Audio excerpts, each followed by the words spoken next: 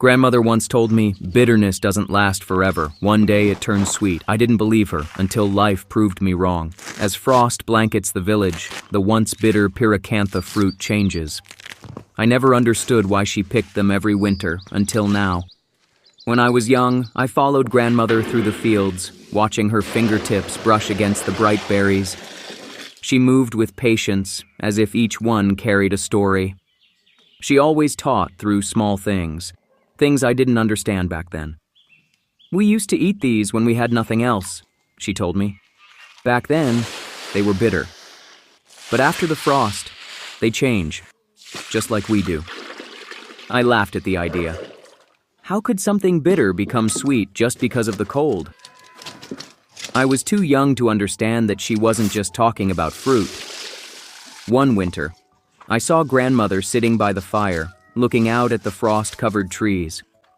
Her hands, once so strong, trembled slightly as she held a small bowl of pyracantha fruit. Some things take time, she said, more to herself than to me. Even pain softens with time. That was the year she grew weaker, the year I began to see the quiet strength in her words. She had endured hardships I could never imagine, and yet, she never spoke of them with sorrow, only with the understanding that, like the frost, hardships pass. That winter, I ate the fruit without flinching. For the first time, I could taste what she meant.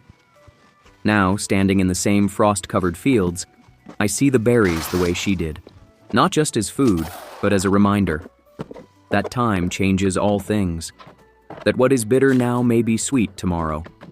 Grandmother is gone, but her lessons remain. When the frost comes, I still walk the same path, looking at the fruit she once held in her hands. Food is never just food, she used to say. It carries the weight of those before us. As I take a bite, I close my eyes. It tastes just like I remember, like time, like patience, like a lesson finally understood.